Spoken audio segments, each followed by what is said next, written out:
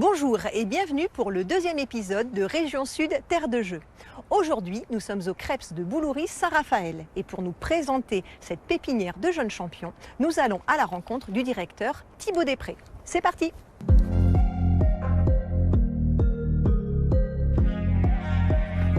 Bonjour. Bonjour.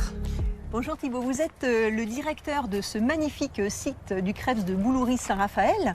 Alors, qu'est-ce qui le caractérise?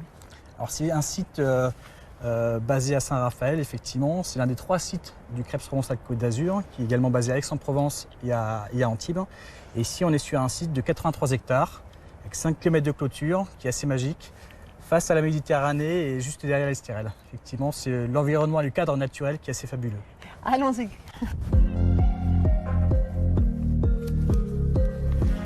Là, on est dans le lieu de vie des stagiaires et des athlètes qui se préparent ici au Creps. Exactement. Là, on est à l'internat des mineurs. On accueille 70 mineurs à l'année en internat.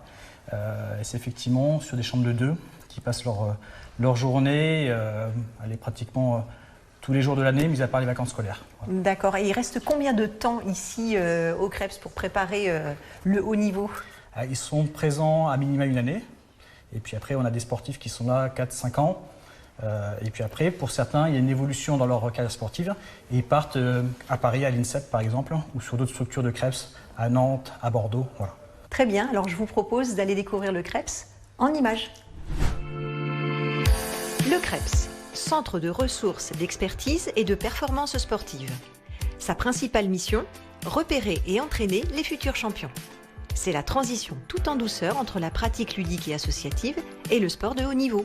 J'ai commencé à 6 ans. Après, j'ai changé de club pour venir à Fréjus. Et de là, à Fréjus, j'ai rencontré le président Eric, et qui est aussi entraîneur du Creps. Du coup, il m'a proposé de venir m'entraîner quelques fois dans la semaine au Creps. J'ai accepté et maintenant, me voilà ici.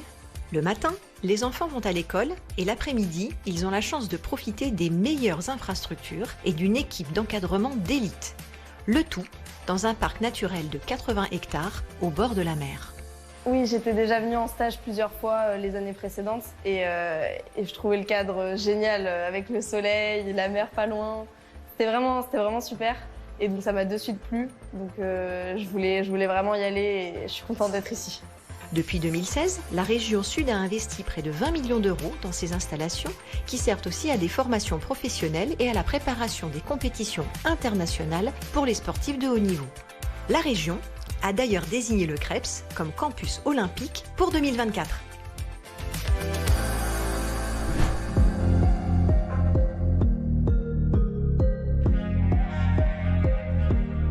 Donc le Creps composé de beaucoup de bâtiments, mais il faut aussi une équipe autour de vous pour animer tout cela. Complètement, effectivement, on est une équipe de 50 agents sur le site, avec une équipe très plurielle. On peut avoir un médecin, une infirmière, des préparateurs physiques, on a des personnes en charge des espaces verts, de l'entretien, du ménage. Puis il y a également tout l'accompagnement des sportifs sur la démarche de la scolarité. C'est important pour vous, la scolarité en parallèle des sports? C'est fondamental parce qu'on n'est pas à l'abri d'une blessure, on n'est pas à l'abri, je dirais, de sélection où on est sur le bord du côté. Donc c'est extrêmement important d'avoir cette dimension de scolarité dans ce parcours de sportif. Et vous, en tant que directeur, comment vous les accompagnez, ces jeunes? Alors, toute une équipe éducative derrière eux. Et puis, parfois, je prends ma casquette effectivement de directeur pour dire à tel ou tel sportif que là, sachant que j'ai les résultats de la scolarité, de leur dire ce serait bien d'aller à l'étude du soir pour rectifier ses notes en allemand ou en espagnol. Effectivement, vous êtes une pépinière de jeunes champions, mais tous n'atteindront pas le très haut niveau ou les médailles d'or escomptées. Exactement. Pour autant, il ne faut pas leur interdire de rêver. Ils sont là pour ça. Et à charge à nous de les mettre dans les conditions, d'une part pour qu'ils rêvent, mais que ce soit également réaliste en termes d'accompagnement de parcours.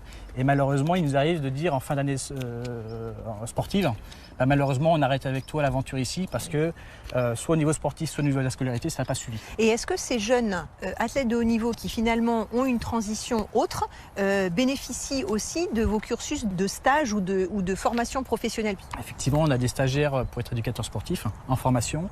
Ils sont sur des cursus qui durent 10 mois. Et on a certains de nos sportifs qui sont d'une part athlètes au sein d'une structure du CREPS et qui sont engagés dans un cursus de formation pour être éducateurs sportifs demain. D'accord, et bien ça nous permet une belle transition vers les formations professionnelles du CREPS. 45 secondes de travail, 15 secondes pour changer d'atelier. C'est parti! Il n'y a pas que la compétition dans le sport. Il y a aussi l'animation et l'enseignement. Et pour cela, il faut passer un brevet professionnel de l'éducation populaire et du sport, le BPGEPS, un diplôme qui a de plus en plus de succès. J'étais en BTS, malheureusement ça m'a pas plu et du coup je me réoriente dans ce qui me plaît vraiment, du coup le sport. Et le BPGEPS c'était la meilleure alternative à ce que je pouvais faire. Il n'est pas évident en début de carrière d'oser faire de sa passion son métier. La moitié des stagiaires sont des adultes en reconversion professionnelle. J'étais aide à domicile durant 7 ans. Alors, je suis financée par la région.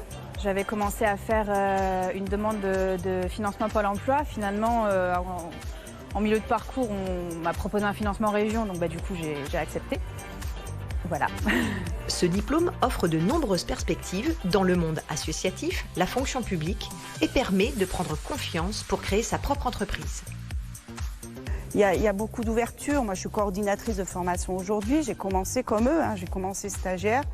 J'ai travaillé dans une salle de remise en forme pendant des années. J'ai été coach pour une famille et j'ai fini coordinatrice. Donc il y a plusieurs évolutions après, plusieurs échelles. Voilà, donc celui qui veut, il peut durer en trouvant différentes options. C'est assez large en ouverture de travail. Donc là, nous voici sous la piste d'athlétisme du CREPS. C'est une piste assez emblématique de par son emplacement. Il y a un mur assez monumental et puis face à la mer. C'est vraiment une installation, presque le poumon de l'établissement ici.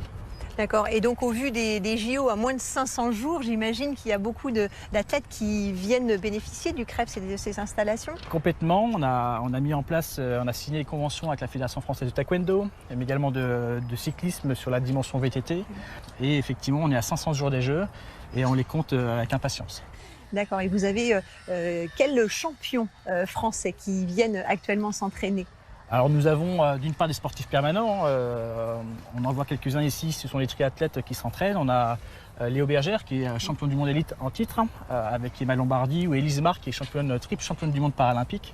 Mais on a également des sportifs assez de renom, et je pense entre autres à Pauline Ferrand-Prévot qui vient de terminer une année 2022 exceptionnelle avec 4 titres de championne du monde et qui effectivement, elle est ici chez elle et elle vient s'entraîner sur la piste et profiter également des styrèles. Et donc on a la chance aujourd'hui d'avoir Pauline en entraînement, portrait d'une grande championne. It's been a great ride for the world champion. Let a smile creep across her face. Her third short track win. Pauline Ferrand-Prévot. 14 fois championne de France, 2 fois championne d'Europe, 13 fois championne du monde. Pauline Ferrand-Prévot est l'une des plus grandes cyclistes de l'histoire, au palmarès exceptionnel dans toutes les disciplines. Route, contre-la-montre, cyclocross et cross-country. C'est vrai que voilà, j'aime changer de vélo, ça reste du vélo, mais c'est des disciplines qui sont différentes et ouais, j'aime pouvoir toucher à tout, donc voilà, ça me plaît énormément. Est-ce que vous avez peur de vous ennuyer dans une seule discipline? J'ai eu peur de m'ennuyer fut un temps et voilà, maintenant c'est vrai que j'essaye vraiment de me concentrer plus sur la discipline du VTT.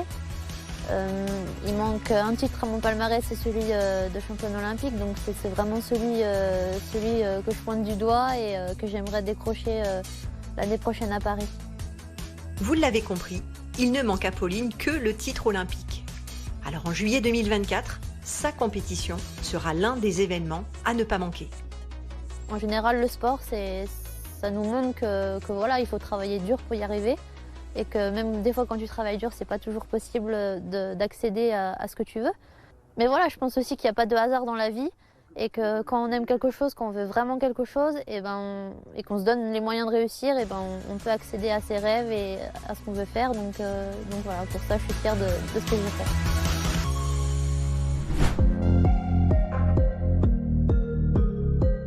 Donc là, j'attends 6 tonnes de gravier. D'accord. Mais je pense qu'il y a quand même des vues où au moins on peut avoir la partie haute du disco ball. On voit que c'est pas totalement fini là pour les JO. Vous allez être prêts? Écoutez, il reste 500 jours. Donc on sera bien.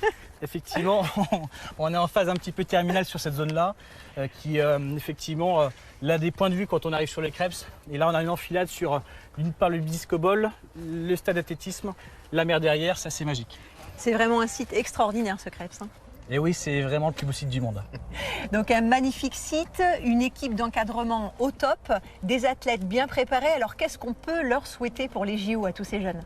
Une meilleure préparation, en tout cas la plus belle des préparations en vue de Paris. On est à 500 jours, c'est loin mais également proche à la fois. Donc on est vraiment dans cette logique d'accompagnement au plus près de l'athlète pour qu'il performe en 2024. Donc on leur souhaite à tous l'or. Exactement. Bien, c'était Région Sud de Terre de Jeux. Nous vous donnons rendez-vous le mois prochain pour le nouvel épisode. À bientôt.